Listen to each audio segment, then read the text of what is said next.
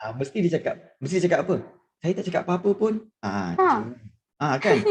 By heart. By heart Eh, by heart. Signal tu sampai. Signal sampai wish. Amboi. Ush. Takut lah. Cia sangat. Okey. Okey, kita lihat pola pertempatan di Malaysia. Baik, pola pertempatan. Apa itu pola pertempatan? Pola ni sebenarnya ialah corak. Okey, corak atau reka bentuk susunan kawasan kediaman manusia di sesuatu tempat atau kawasan. So secara umumnya terdapat 4 pola pertempatan ya. 4 pola pertempatan. Dah tekankan. Okey. Ya, itu okey, berpusat, berkelompok, Tak asyik. berjajar dan juga berselera. Apa yang tak ada?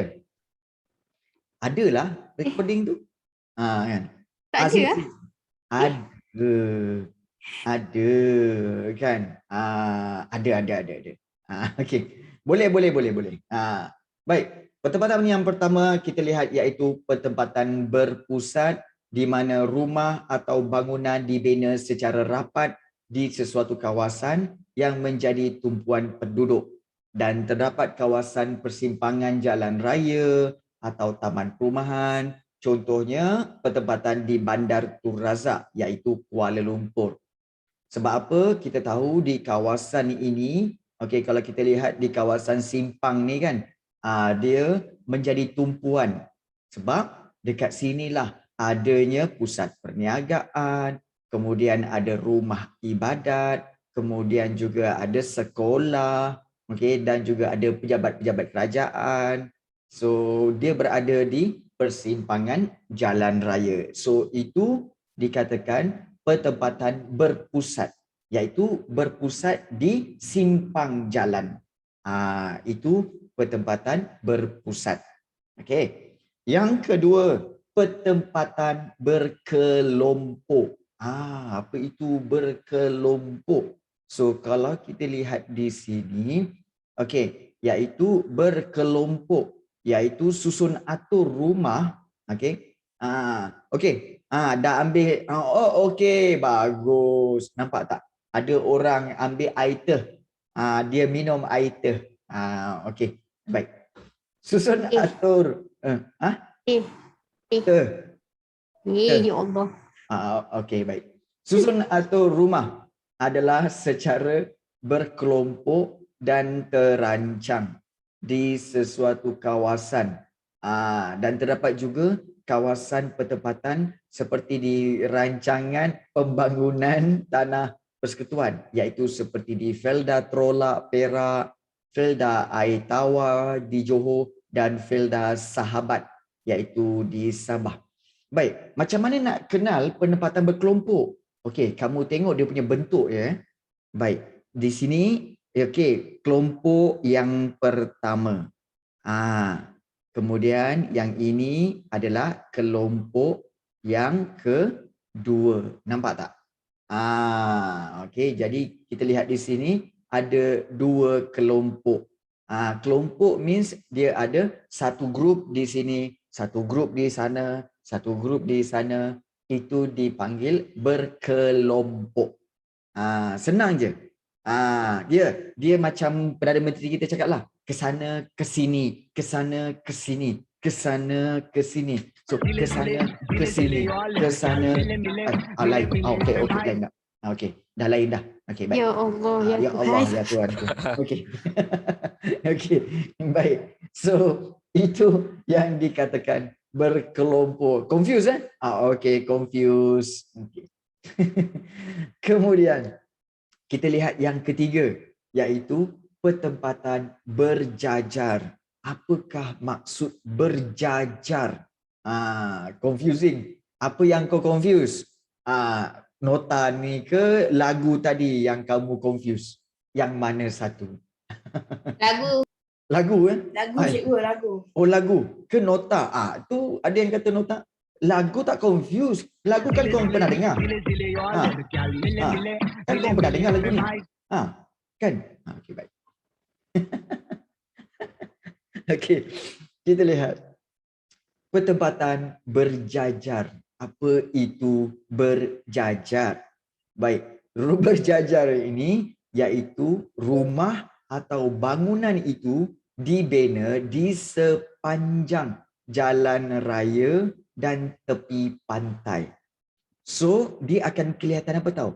Tersusun secara deretan dan hampir seragam. Dan penempatan jenis ini terdapat di kawasan pinggir laut, maknanya tepi-tepi laut dan juga sepanjang sungai. Ya, contohnya di sepanjang Sungai Rajang atau pesisir pantai Kuala Besut. Yes, kalau kita lihat deretan kan dalam ni, okey, ini dikatakan sebagai deretan. Ini dipanggil berjajar. So dia berderet, berjajar sepanjang kiri dan kanan jalan raya. Ataupun kalau kita lihat satu lagi yang ini. Dan yang ini. Ini berderet sepanjang pinggir sungai. Nampak tak? Tepi-tepi sungai dia ada deretan-deretan rumah. Begitu juga yang ini. Yang bawah itu pun adalah kalau kita katakan sebagai penempatan berjajar, iaitu berada di Cikgu, kiri dan kanan. Ya, untuk exam kan cikgu. ya. Kalau Sungai Rajang macam kena ingat tempat nama tak? Um, Nama tempat. nama tempat lah. Okey, macam ni, senang je. Okey. Kenapa? Lag ke? Ada lag tak? Maknanya cikgu rasa mesti ramai yang rasa macam apa tahu? Suara sampai dulu, mulut cikgu lambat. Ke macam mana? Saya okey je. Betul lah tu. Kan? Maknanya mulut cikgu lambat. Okey, mulut cikgu suara sampai dulu baru mulut cikgu. Jadi ini antara perkara-perkara yang cikgu rasa suara delay jadi macam tak synchronize. So tak apa. Okey, kita akan cuba dalam sehari dua ni kalau still cikgu freeze. Okey. Cikgu freeze kalau penggunaan OBS ni agak menyusahkan dan agak melambatkan. So selepas ini cikgu tak guna OBS ni kita akan gunakan seperti biasa sahaja. Okey. Boleh okey, boleh. So kita boleh warm up. Okey, baik. Kemudian okey. Baik, menjawab pertanyaan Santosh tadi. Dia kata, cikgu nak kena ingat ke nama-nama tempat ini? Okey, mudah saja. Kalau seandainya kawasan itu kawasan bandar, kamu lihat kalau kawasan bandar maknanya dia mesti berpusat. Tak pernah lagi bandar yang tak berpusat. Bandar mesti berpusat. Itu satu. Kemudian kalau yang berkelompok biasanya banyak terdapat di kawasan-kawasan Felda. Seperti kalau kita lihat iaitu seperti Felda Trolak ni, seperti Felda Trolak. Kemudian Felda Air Tawar dan Felda Sahabat. So kalau Felda ni jenis penempatan dia adalah penempatan berkelompok. Kemudian kalau kita lihat sepanjang dia kata apa tahu? Sungai Rajang, maknanya sungai, dan juga pantai Kuala Besut. Kita boleh imagine kalau sungai memanjang begini, kemudian tepi pantai, bermakna penempatan dia confirm penempatan berjajar. Nampak tak? Sebab soalan ini biasanya keluar dalam bentuk soalan objektif. So kalau dia bagi nama tempat sungai, pantai, kamu fikir, kalau sungai pantai mesti berjajar. Kalau bandar, kalau bandar mesti berpusat. Kalau Felda, dia bagi nama Felda kan. Felda ni mesti berkelompok. Itu perbezaan dia. Boleh faham? Boleh faham Boleh. Itu cara dia. Baik. Satu lagi iaitu pertempatan berselerak. Berselerak ni maknanya berterabur. tak ada susunan. Tak ada susunan. Contohnya, kalau kita lihat di sini, apakah maksud pertempatan berselerak? Iaitu rumah dan bangunan dibina secara berselerak dan berjauhan antara satu sama lain. Kelihatan daripada atas, dia bertaburan dan tidak seragam. Maknanya dia tidak ikut seperti berjajar, ataupun tidak berpusat, ataupun dia tidak berkelompok. Dia berterabur. Dan kebiasaannya banyak terdapat di kawasan kampung, kebun kecil getah dan juga sayur. Contohnya di Bukit Tinggi Pahang dan juga di Kundasang Sabah. Jadi inilah dia, kalau kita lihat, bentuk yang di kampung-kampung ni, ini memang berselerak. Nampak tak? Sebuah rumah kat sini, jarak jauh sikit, ada satu buah rumah, jauh lagi, satu lagi rumah, jauh lagi, satu lagi rumah. So, ini adalah pertempatan berselerak. Yes. So, rumah kat tepi sungai, sungai, rumah kat tepi pokok ke cikgu? Rumah kat tepi sungai, rumah kat tepi pokok. Lebih kuranglah, tetapi dia tidak ada susunan. Maknanya di sini, kalau kamu lihat, rumah tu sebuah-sebuah dan jarak dia jauh-jauh. So, itu dikatakan berselerak. Compare dengan yang lain-lain, rumah walaupun berjarak seperti berjajar ni, tetapi dia masih dalam satu susunan, iaitu jalan raya. Dia mengikut jalan raya. Kalau katakan berkelompok, dia masih lagi dalam satu kawasan yang sama dan dia rapat-rapat sikit. Itu berkelompok. Kemudian kalau kita lihat berpusat, semua tertumpu di kawasan bandar. Itu berpusat. Nampak tak perbezaan-perbezaan dia? Nampak tak? So, kita lihat tadi perbezaan antara berpusat, kemudian berkelompok, kemudian berjajar dan juga berselerak.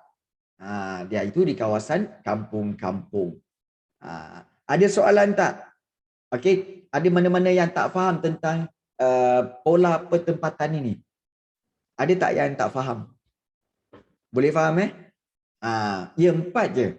4 je. Satu lagi pertempatan ada, iaitu pertempatan tetap. Ada pertempatan tetap. Kamu dah tahu macam mana bentuk dia? Pertempatan tetap ni, contohnya pertempatan cikgu di hati kamu semua. Nampak tak? Pertempatan tu tetap. Tetap dalam hati kamu. Nampak? Wah. Menguji kerisauan. Confuse berjajar dengan berselerak. Tak susah kan? Tak susah pun. Berjajar, berselerak. Berjajar sepanjang jalan atau sepanjang pinggir pantai atau sungai. Kalau berselerak, dia berterabur atau bertaburan dan tidak tersusun. Boleh faham semua boleh faham. Yes, maka kita raikan dengan kefahaman kita dah. Yes. So kita dah faham. So kita mesti gembira dengan kefahaman kita. Betul cikgu hari ni. Itu betul. Yes. Baik. Hai, stres lah. Sabar sabar. Lusa cuti cikgu. Raya. Oh ya ke Adam? Apa musim cuti rasa macam apa? Adam? Merdeka. Rasa merdeka. Itulah kan. Rasa barulah seronok dah. Happy. Yes, kita kena happy. Jadi kita akan bertukar. Kita cuba. Nampak tak? Klik macam bunyi dia kan. Baik. Kita akan teruskan dengan fungsi Cikgu, ya Allah. pertempatan bandar dan luar bandar.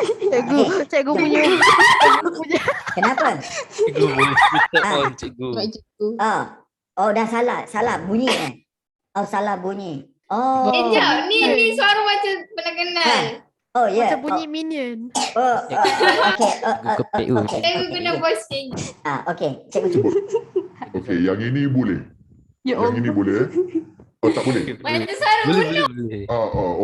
Okey, salah, silap Boleh, juga. boleh Suara lah. Nadia juga, Okey suara lah. Nadia. Okey, kalau yang ini, Yang ni boleh yang lah. ini- Okey balik. so kita nak belajar tentang fungsi penempatan bandar dan luar bandar. Oh, Okey. tak boleh. Oh, tak faham. Boleh, Tak boleh, faham. boleh. Okey, tak faham. Okey, baik. Ini boleh cikgu, ini boleh. Ni boleh, ni boleh. Lagi tak faham. Boleh, ni boleh. Baik. Okey, kita kembalilah. Suara yang asal lah. Okey, itu suara yang asal lah. Kan, risau pula nanti. Ada yang tak faham pula nanti kan. Okey, jom kita sambung. Baik. Fungsi. Okey, kita nak lihat fungsi pertempatan bandar dan juga luar bandar. Kita nak lihat. Cikgu pakai apa? Tukar-tukar suara, terkejut. Okey, dia ada dia punya alat dia lah. Okey. Tu gelabah cikgu. Janganlah. Baik. Okey, kita nak lihat fungsi pertempatan bandar dan luar bandar. Okey, kita nak lihat. Okey, fungsi ni maknanya adalah peranan ataupun tugas-tugas, ataupun kepentingan pertempatan bandar dan luar bandar. So, setiap pertempatan sama ada bandar ataupun luar bandar, ianya ada fungsi yang tersendiri. Mungkin fungsi dia, sesuatu kawasan itu mungkin merangkumi ekonomi, sosial ataupun juga dalam bidang kerajaan. So, kita nak lihat fungsi pertempatan bandar. So, kita nak lihat fungsi pertempatan bandar dari sudut ekonomi. Dari sudut ekonomi. Kenapa ekonomi?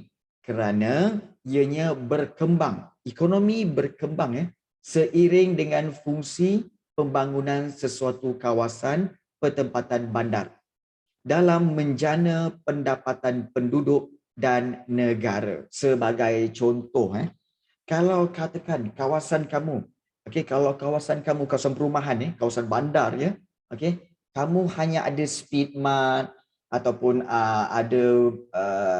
ada sekolah, kemudian ada rumah-rumah, ada kedai-kedai perniagaan biasa. So bandar tu bandar biasa je. Tetapi bila tiba-tiba dibina kat sebelah rumah kamu ada Aeon. Ada Aeon ataupun ada Central ICT ke sebelah rumah kamu, apa yang akan jadi kepada kawasan rumah kamu? Dia akan boom.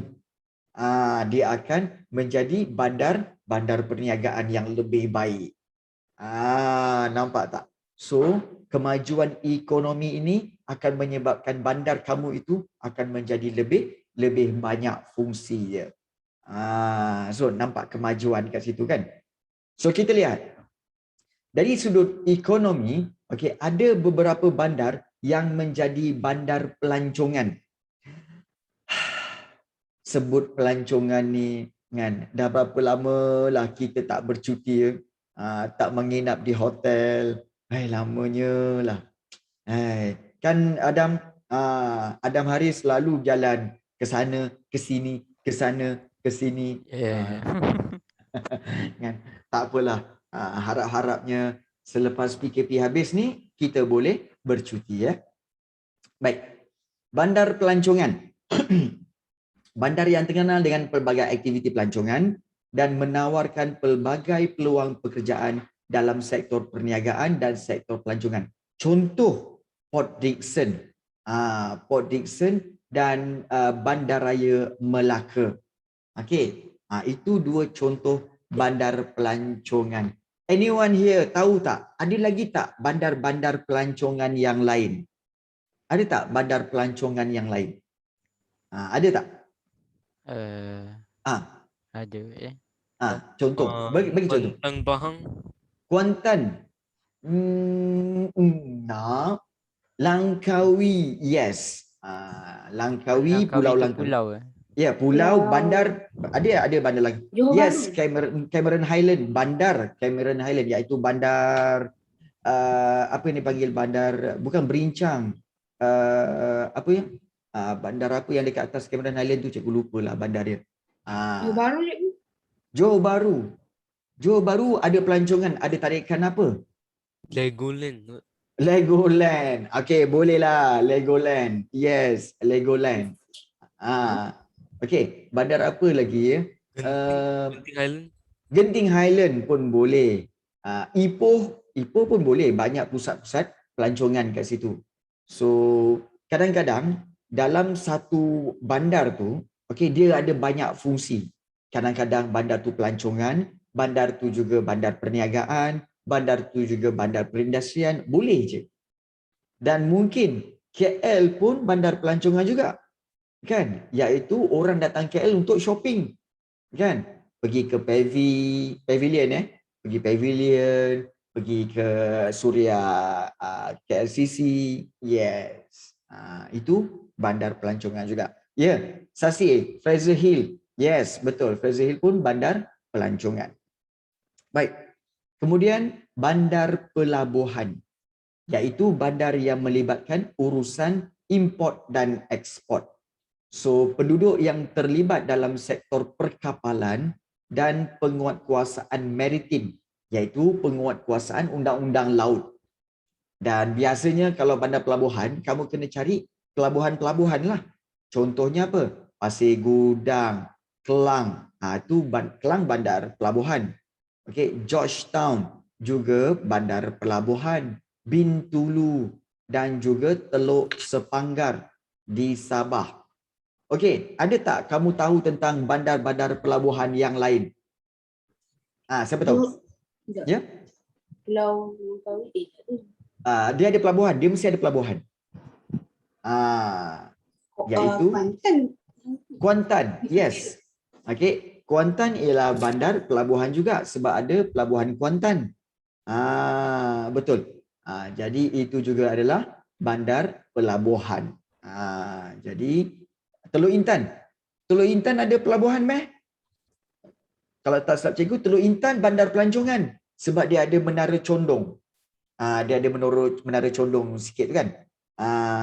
Jadi itu Teluk Intan adalah bandar pelancongan juga. Baik. Kemudian yang ketiga, bandar perindustrian. Ingat tak? Saya ingat. Baik. Bandar perindustrian iaitu bandar yang mempunyai pelbagai kegiatan industri. So, maknanya kalau industri ni, maknanya banyak kawasan kilang. Ingat kalau perindustrian maknanya banyak kawasan kilang. Contohnya kalau kita lihat seperti Shah Alam di Selangor dan Perai di Pulau Pinang. Okey.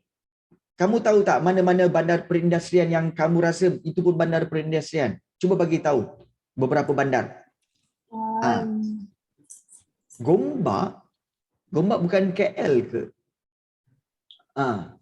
Cikgu, Bayan Lepas di Penang pun considered bandar perindustrian. Yes, Bayan Lepas Pulau Pinang juga bandar perindustrian. Okey, boleh cuba lihat. Mana Mersing? Mersing ada banyak kilang kan? Dia tempat tak beraya je, tempat tu sekejap marah ke. Oh, okey. Kalau Mersing biasanya merujuk kepada bandar pelancongan sebab orang nak pergi Pulau Tioman naik daripada Mersing.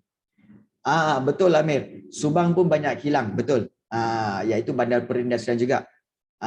Ismail Zaril, yes. Betul tak Ismail Zaril? Kamu tinggal di Bayan Lepas. Betul tak Bayan Lepas ada banyak kilang? Betul tak? Mesti dia kata betul. Okey. So, kita nak lihat seterusnya. Sendayan, cikgu. Sendayan, ya, Sendayan, Senawang, okey, iaitu di Negeri Sembilan juga adalah bandar perindustrian sebab banyak kilang. Kalau Senawang, kilang yang terkenal ialah kilang Samsung. Kamu tahu Samsung buat phone apa semua kan? Ada dekat Negeri Sembilan tau. So, itu kelebihan bandar perindustrian. Seterusnya, bandar perlombongan, iaitu bandar yang berkembang akibat penerokaan sumber mineral dan ia menawarkan pelbagai peluang pekerjaan kegiatan perlombongan dan cari gali. Sebagai contoh, Bintulu. Bintulu di Sarawak dan Kerteh Terengganu berfungsi sebagai bandar perlombongan petroleum dan gas asli. So itu bandar perlombongan. Suatu ketika dahulu, Ipoh juga adalah bandar perlombongan, iaitu perlombongan bijih timah. Kuala Lumpur pun dulu bandar perlombongan sebab banyak bijih timah. Sekarang tak ada dah. Jadi itulah dulu ya. Sekarang ni biji timah dah habis. Sekarang biji timah dah habis. Sebab itu tidak ada lagi perlombongan biji timah di Kuala Lumpur. Kalau kamu tanyakan apa bukti Kuala Lumpur ni bandar perlombongan biji timah, cikgu? Kamu perasan tak? Ada banyak tasik-tasik. Tasik-tasik di Kuala Lumpur. Iaitu tasik apa? Seperti tasik apa? Apa nama tempat di dekat Danau Kota? Uish. Ya, tatik pun boleh. Baik, tasik. Tasik Titiwangsa, yes. Tasik Perdana. Tu tasik Shah Alam. Kemudian tasik di Mines Wonderland yang besar tu kan. Itu semua bekas lombong biji timah. Bekas lombong biji timah, diorang korek biji timah. Lepas tu bila biji timah dah habis, dibiarkan, maka air memenuhi kawasan lombong itu. Itulah dia. Baik, kita lihat. Dan seterusnya, fungsi bandar. Dari segi ekonomi, iaitu bandar teknologi maklumat. Maknanya bandar IT. So, bandar ini berperanan mengembangkan teknologi maklumat dan telekomunikasi, iaitu ICT. Terdapat pelbagai peluang pekerjaan melibatkan penggunaan ICT, termasuk pemasaran dan juga pengaturcaraan komputer. Pengaturcaraan ni maksudnya apa? Komputer programming lah. Komputer programming. Sebagai contoh, Bandar Cyberjaya di Selangor dan Bandar Taman Teknologi Malaysia di Kuala Lumpur. So, kedua-dua ini bandar teknologi maklumat. So kita lihat di sini bandar dari sudut ekonomi, bandar pelancongan, bandar pelabuhan, bandar perindustrian, kemudian bandar perlombongan dan juga bandar teknologi maklumat. So ada yang bertanya, ya betul. Cikgu, bila sekolah tingkatan 1 dibuka? Sekolah tingkatan 1 akan dibuka pada 1 hari bulan September. Ya, 1 September, insyaAllah. Dah confirm ke? Confirm. Sebab sekolah tingkatan 1 akan dibuka pada 1 September. Sebab sekolah tingkatan 1 sampai sekolah tingkatan 5 sama je. Jadi yang masuk budak tingkatan 5 saja. Budak tingkatan 1 dia tak masuk lagi. Tapi sekolah yang sama. So sekolah tu akan buka lah juga kan. Cikgu ni Habis dia punya soalan. betul cikgu. Betul lah. Kan?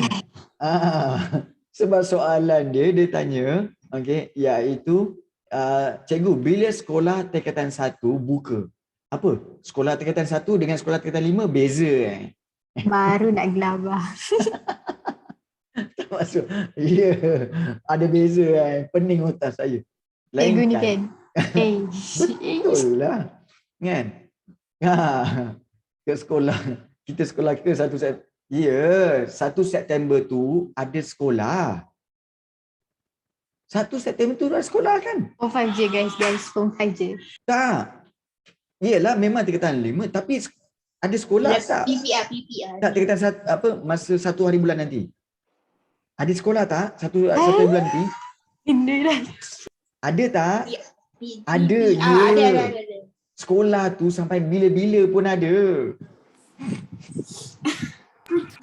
Syed. Dia tak pergi mana-mana. Dia tak bercuti. Dia tak PKP. Dia dekat situ je. Adakah soalan tanya? Adakah soalan tanya? Apa? Cikgu, ada sekolah tak? Memang ada sekolah tak ke mana. Kat situ lah. Nak pergi mana dia?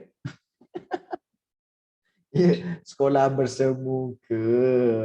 Kelas bersemuka, bukan sekolah bersemuka. Kan? Dia macam ni lah. Perasan tak? Masa korang, okay, kat sekolah dulu. Korang kan selalu macam ni. Cikgu, kan? Kamu cakap apa? Cikgu, nak pergi toilet? Betul tak? Kamu cakap, cikgu, nak pergi toilet. Kalau dalam kelas cikgu, kalau korang cakap, cikgu, nak pergi toilet? Cikgu cakap apa? Tak nak. Cikgu, nak pergi toilet? Tak nak.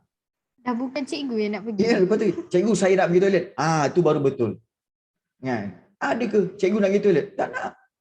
Apa cikgu nak pergi toilet? Kan? Ayat tak betul. Cikgu saya nak pergi toilet. Kan? Cikgu nak pergi toilet. Tak nak. Buat apa? Kan? Tiba-tiba cikgu nak pergi toilet. Alright. So, itu. Okay, berhati-hati. Macam tiba tapi tak apalah. Okay. Tiba tapi tak apa. Iyalah. Okay lah. Okay, lagu break. Okay, kita tenang. Okay, kita tenang. Okay, baik. Okay.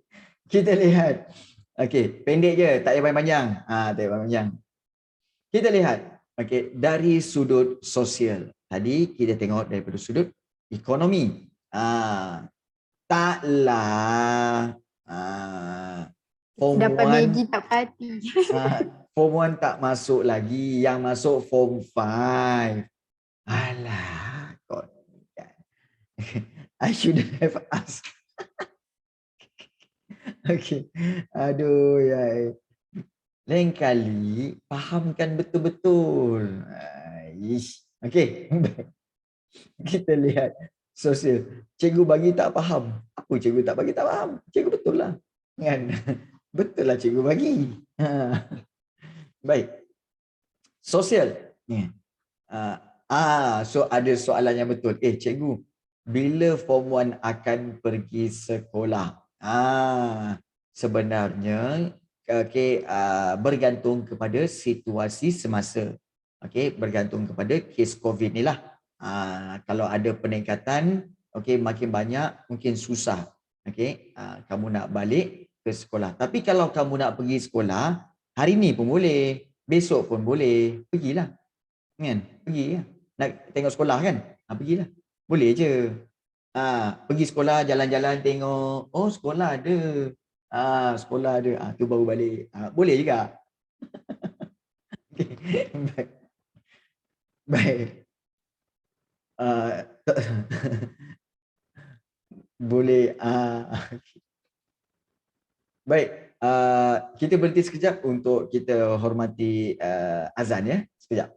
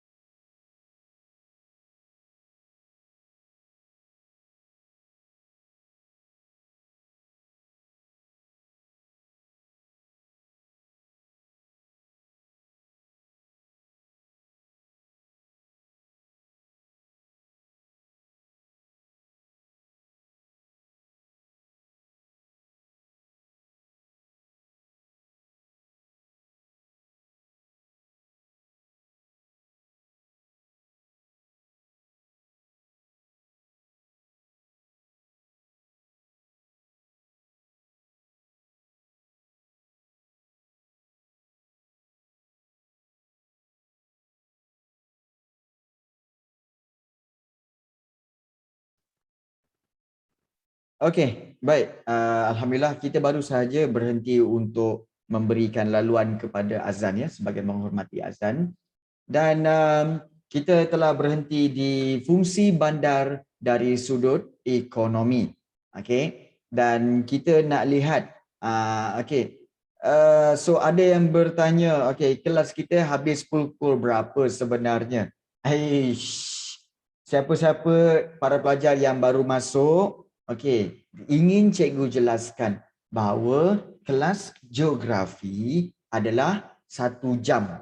Okey, setiap kelas geografi 1 jam. Kalau mula pukul 4, habis pukul 5. Kalau kelas sejarah, okey, tempoh kelas adalah 1 jam 30 minit. Sebab itu, okey, kalau ada yang masuk pukul 8.30, habis pukul 10. Jadi, okey, itu perbezaan kelas sejarah dengan kelas geografi. Okey, so jangan risau. Jangan risau, kejap lagi kita akan tamatkan kelas. Okey, tinggal 10 minit lagi. Kita nak lihat, yes, kita nak lihat berkaitan dengan Bandar Diraja. Betul. Betul tu. Geo 1 jam, sejarah 1,5 jam. Dah nak tidur dah. Oh, dah nak tidur dah ya. Okey. Yang terakhir kita nak tengok yang ini je, iaitu fungsi bandar dari sudut sosial. Last, ini last. Okey, kita nak lihat iaitu dari sudut sosial, iaitu merujuk kepada fungsi bandar dalam menyediakan kemudahan perkhidmatan kepada penduduk. Dan kalau kita lihat, okey, sebagai contoh yang pertama iaitu Bandar Diraja. Bandar Diraja ni maksudnya adalah bandar yang menjadi, kalau kita lihat di sini, okey, bandar yang menjadi tempat terletaknya istana, iaitu kediaman rasmi bagi sultan atau raja. Dan di sini wujud peluang pekerjaan sampingan kepada penduduk setempat disebabkan aktiviti pelancongan. Sebagai contoh, okey, Bandar Diraja Pahang iaitu Pekan. Okey, Pekan adalah Bandar Diraja bagi negeri Pahang. Kalau bagi negeri Perak, bandar dirajanya ialah Kuala Kangsar. Dan untuk Perlis, bandar dirajanya adalah Arau. Ada tak mana-mana bandar diraja lain yang kamu ingat? Ada tak mana-mana bandar diraja lain yang kamu ingat? Kelang, Selangor. Ya, betul Amir. Betul Santosh. Iaitu Klang. Klang ialah bandar diraja bagi negeri Selangor. Klang. Okey, itu di Kelang. Kemudian kalau di Negeri Sembilan pun ada. Negeri Sembilan ada tak bandar diraja? Iaitu di mana? Siapa tahu? Kalau ada Zahra. Ada. Nilai ke cikgu? Bukan. Kalau di Negeri Sembilan iaitu Seri Menanti.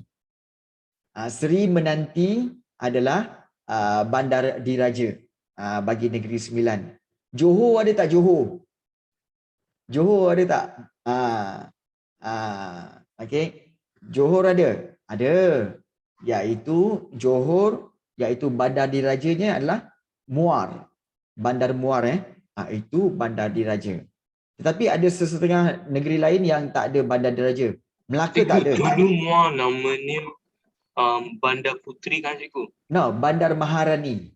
Oh. Bandar Maharani. Melaka tak ada bandar diraja sebab Melaka tak ada raja.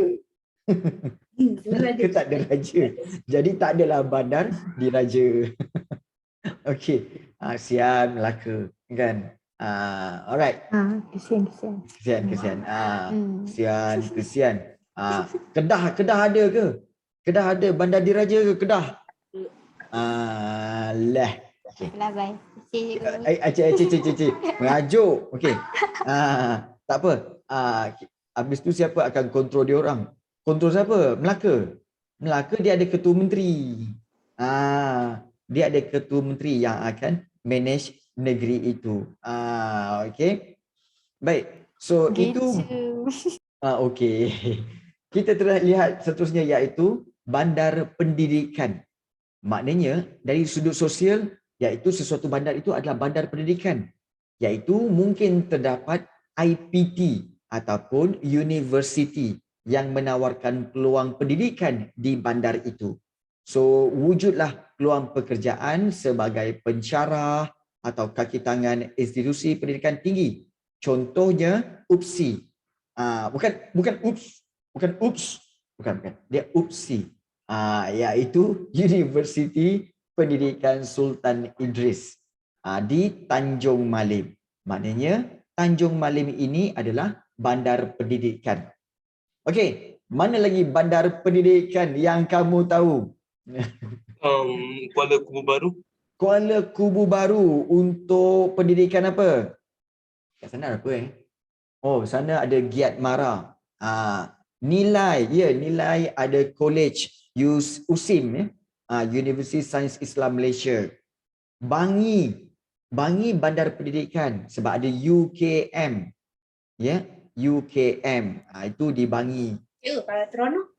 Trono ada Felda Felda Trono. Ada MRSM Felda kan? So boleh juga. UM kat mana? Kuala Lumpur. Universiti Malaya Kuala Lumpur. So Kuala Lumpur juga boleh menjadi bandar pendidikan. Nilai ada Felda. Ada rasanya. Ada. Okey. Baik. Bukan kat nilai. Dekat Felda Trolak, okey, ada MRSM. Okey, MRSM Felda Trolak di Perak. Okey, yes, itu ada. So itu bandar-bandar pendidikan. Dan satu lagi bandar satelit ataupun bandar satelit, iaitu berperanan sebagai bandar sokongan kepada bandar utama. Dan ini akan membuka peluang pekerjaan dalam pelbagai sektor, contohnya Petaling Jaya dan Senawang. Petaling Jaya adalah bandar sokongan bagi Kuala Lumpur, manakala Senawang adalah bandar sokongan ataupun bandar satelit bagi Seremban. Jadi dia menyokong bandar utama. Jadi itulah yang berlaku kepada bandar satelit. Yes. Cikgu, kenapa setengah bandar tak ada universiti? Sebab tak ada kepentingan. Bukan semua bandar perlu ada universiti. Sebab universiti itu tak wajib. Yang wajib sekolah. Nampak tak? Yang sunat para pelajar pergi sekolah.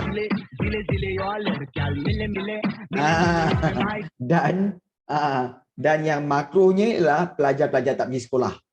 Itu makruh. Okey, baik. Jadi yang wajib sekolah. Nampak tak? Yang harus universiti. Okey. Jadi kita telah lihat. Oh ya ke? Okey, tak apa. Jadi, okey, apa yang kita telah pelajari pada hari ini? Iaitu kita telah mempelajari berkaitan dengan pola pertempatan di Malaysia, iaitu berpusat, berkelompok, kemudian berjajar serta berselerak. Kemudian, yes, nanti cikgu akan bagi Izara, ya. Kemudian fungsi penempatan dari sudut ekonomi, iaitu fungsi bandar sebagai bandar pelancongan, bandar pelabuhan, bandar perlombongan, bandar perindustrian dan juga bandar teknologi maklumat. Dan dari sudut sosial kita telah lihat bandar-bandar ini sebagai bandar diraja, bandar satelit dan juga bandar pendidikan. So pada minggu hadapan kita sambung lagi beberapa bandar yang menjadi kerajaan, fungsi kerajaan. So itu sahaja pada hari ini. Jadi So kita akan tamatkan kelas kita dengan lagu. Yes, so kita telah pun tamatkan Alright.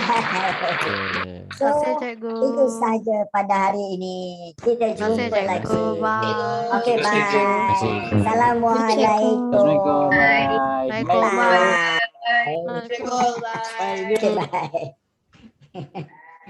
bye. Cikgu cakap. Ya, kenapa? Kenapa? Tutup sekarang sound effect tu. Okey, tutup sound effect. Okey. Okey. Ada masalah nak cakap dengan cikgu? Ada. ada. Apa dia? Apa dia? Ada. Apa dia? Apa Ada. dia? Apa dia? Ada. Apa dia?